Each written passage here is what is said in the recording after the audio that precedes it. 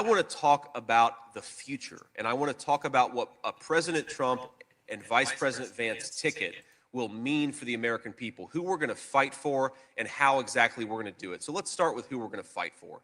Number one, we're going to fight for every single worker in this country. If you work hard and play by the rules, you ought to be able to put a good dinner on the table and send your kids to whatever vacation and whatever school you want to. Work hard and play by the rules, you get a good life. It's that simple.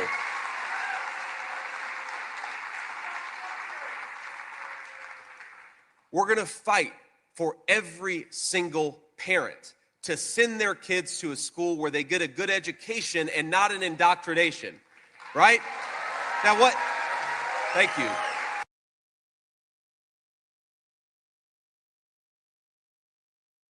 H1B very well, and it's something that I frankly the H1B very well, and it's something that I frankly use, and I shouldn't be allowed to use. We shouldn't have it. Very, very bad for workers. And second of all, I think it's very important to say, well, I'm a businessman and I have to do what I have to do, and it's sitting there waiting for you, but it's very bad. It's very bad for business in terms of, it's very bad for our workers, and it's unfair for our workers, and we should end it. Fast forward, and you have Trump coming out with this, siding with Elon Musk in regards to the H1B1 visa fight.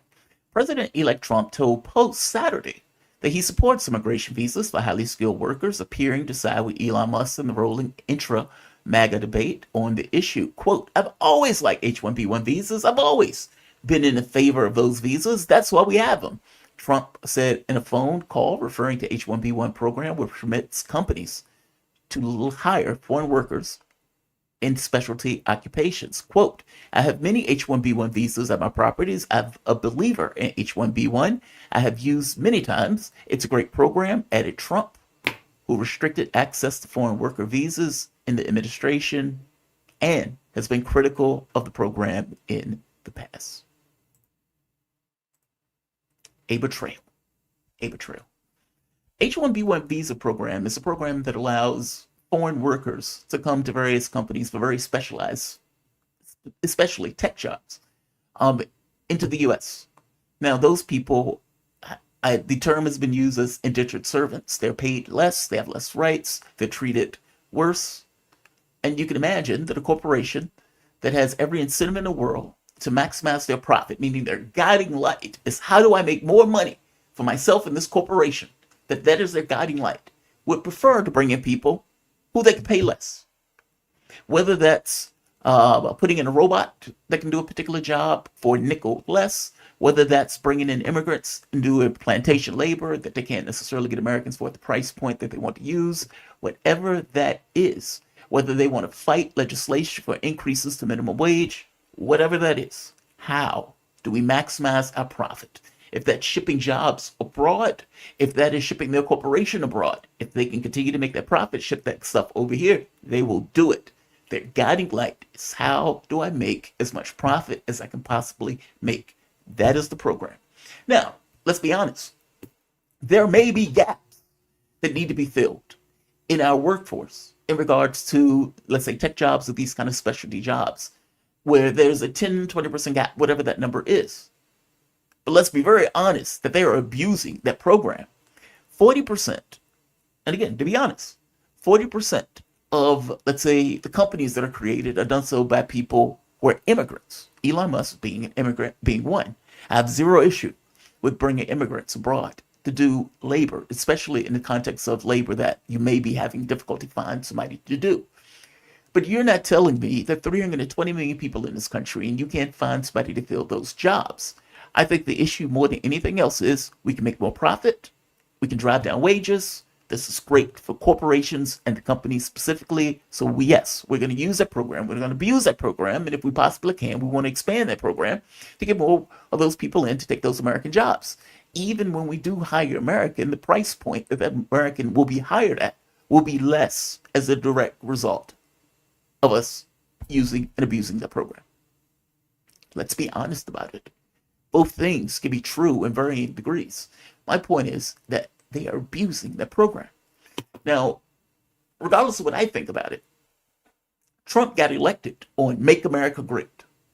And as you heard there, part of the MAGA message was, we're going to give America more jobs.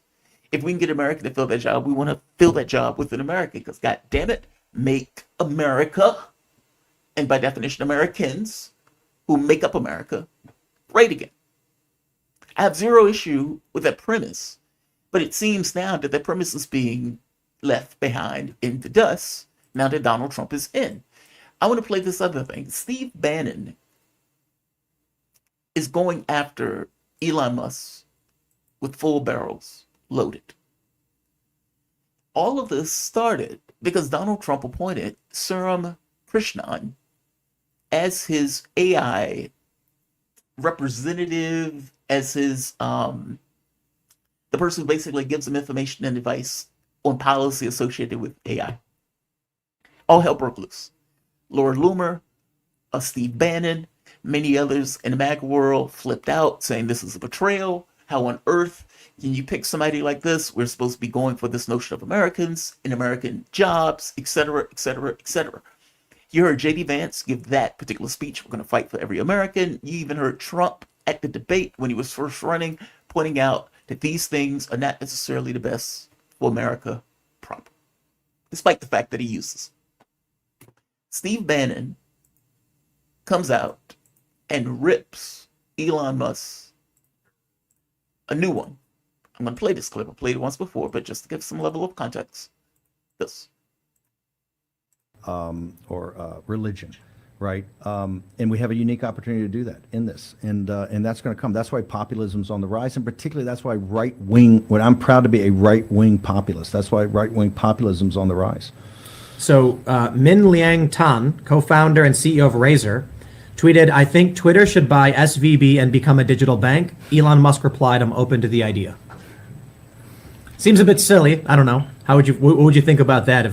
Would that be I a think bailout? until Elon Musk starts letting back on the the true anti-CCP people that he keeps blocked off there, myself included, not that I want to go on Really? there. Oh yeah, no. He's owned by the Chinese Communist Party. What are you talking about? Tesla, his only thing of real value is Tesla. He uses it for margin loans. He sells the stock. The Shanghai joint venture is 100% controlled by the CCP. This is why he never goes after the CCP. This is why he always backs off. This is when they had the protest. They had the protest about the lockdowns of COVID. He will not do it. Elon Musk is a total and complete phony.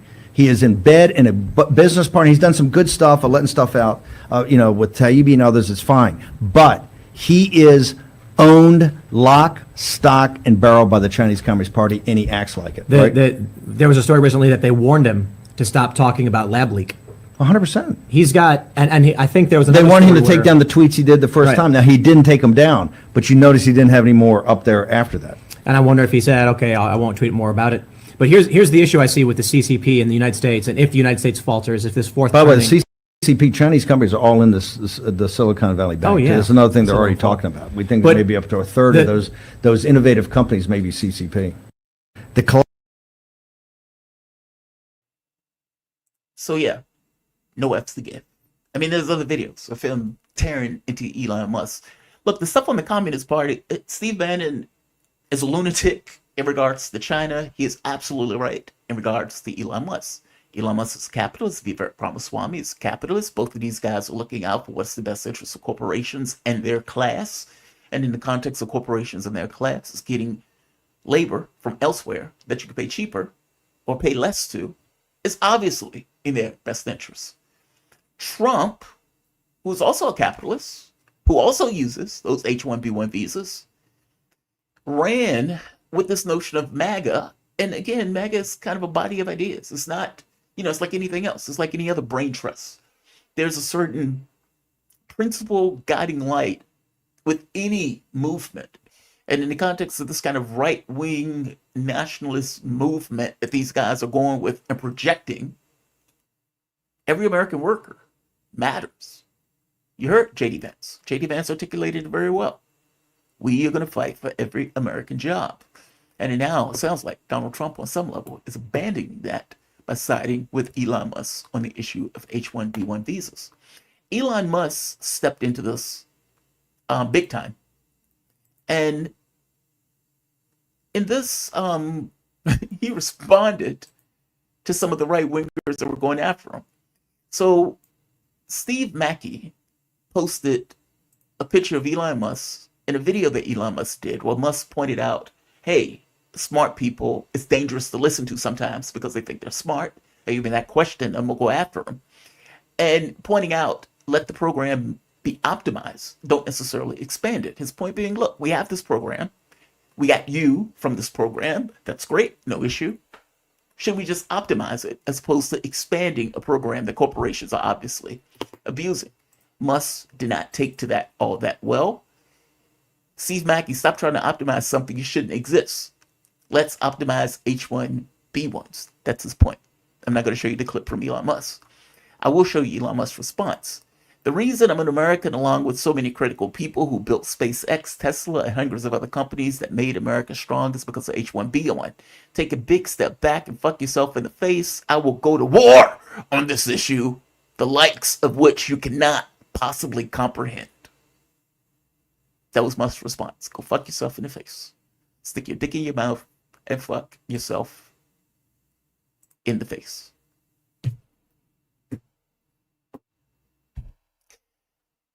This is a fascinating issue on so many levels. For one, these are the same people that are talking about getting rid of the Department of Education. So you are telling me that Americans are not qualified. You don't have enough of the 320 million Americans to be this super hyped and this really good to do these top level tech jobs. That's what you're telling me. We're not qualified to do these jobs. Americans are lazy. And again, they're even including white people in this. Usually they just call black people lazy. Americans are lazy. We can't find enough of them to do the jobs. They're not educated well enough. And simultaneously, we need to gut the Department of Education in America. How do these two things exist simultaneously? How do they exist simultaneously? How are you telling me that we should make America great again by hiring American workers to do these high-tech jobs? You got me. You got me. And then you tell me that we also wanted to fund the Department of Education that would allow Americans to get to the point of being able to take those high-tech jobs. This is magical thinking. You can't have it both ways. As I pointed out in my other video, it's one thing if you say, hey, there may be a gap that exists that we need to fill because we can't keep up with all of the jobs that are being created in the tech field. And because there's a gap, we need to optimize the H1B1 program to ensure that we get the best talent from around the world. Simultaneously, we need to expand free college, even at public colleges, because we believe in America and we want the best and brightest minds to always be able to go to school, and that money should never be a hedge to get a decent and good education. And the more people that are able to go to school, the more, by definition, will we get in a position to be able to take those tech jobs. So more and more jobs will be accepted and taken by Americans. That makes sense to me. That makes sense to me. You diagnose someone of a problem, you diagnose or give a prescription to that problem that fixes or deals with that problem. The world is great. But that's not what they're doing, nor is that what they're saying. They're saying two things that don't necessarily coincide with one another. A, we want Americans to take these jobs, and B, we want to get rid of the Department of Education. How does that work? How does that work? Magical thinking should not be policy. And look, man, if you were, as I pointed out before, I guess I can consider myself a lefty nationalist in this, but I come to very different conclusions about what that means. From my point of view, healthcare, education, those things make a nation. Meaning, if you want to make your nation or assist the people of your nation, because you can't necessarily care about a nation without caring about the people, right? Healthcare, meaning free healthcare. Every American, I don't care who they are, gets healthcare. And they don't get $1 million on their backs for getting that healthcare. And B, education. Every American that wants to go to school, that finds that they have a future in that, especially if they want to get an advanced degree, They should be able to do so, and we will help them to do so because we're Americans and we believe in Americans, and we want to put our emphasis and our, let's say, the resources into ensuring that A, Americans live longer, and B, they have a life that's decent. And I'm considering decent as being able to self-actualize themselves with help in regards to the system of getting an education. This idea that somehow free college only affects the people who are getting a free college is nonsense. And the argument that they're having now about H1B1s makes that thrilingly clear. They are arguing over whether or not we have enough people to fill slots that require a high level of education. You would think that prioritizing education would be part of a cure, or at the very least part of the debate to this argument. If you have two foreigners telling me that Americans are lazy, or that we don't have enough qualified Americans to do various jobs, to me that would indicate that you need a higher level of education, or at the very least a revamp, a change, an update, some contortion to the way that we do education in this country in order to ensure more people get those degrees and more people can fit and fill those slots. It just seems natural. It seems the most logical thing in the world. That is not what we do. What we do is put $70,000 of debt on the back of a child at the age of 16 or 17 who wants to better themselves, and by definition and through extension, better the country. That's what we do in this country. In the same way that putting tax on cigarettes is somewhat of a hedge for people to do cigarettes, we are effectively putting a tax on getting an education, as opposed to do what other nations do and not put their taxes on education. If you're in another nation, let's say in Europe somewhere, education may be free. And understand you are in an arms race, an intellectual arms race with other countries on issues of international or technical proficiency, and for that matter, on issues of scientific proficiency. Can't get the word out. If you have to pay and charge kids that much, are we hurting ourselves or making things easier? Meaning, I get that somebody is going to make a buck off the back of that child, but all things being equal, should they be able to make a buck on the back of that child? Or should we take a political solution to ensure that at the very least there are routes, there are ways for kids to be able to get that education? And maybe not even kids, people who want to go back to school. I'm saying education in general through public colleges should be free. It is to the betterment of the nation. And again, I will say it and I'll leave it at this. A party that wants to gut the Department of Education, but is simultaneously arguing that we don't have enough highly qualified people to fill tech jobs, is not being serious. They're just not. And more to the point, if you want to expand the number of people who have degrees, you make it free or dirt cheap. That's what you do. That is not what they're doing. They're doing the opposite. And while gutting the Department of Education, they're simultaneously saying we need to also bring more foreigners to do jobs that Americans should be taking. Trump seems to agree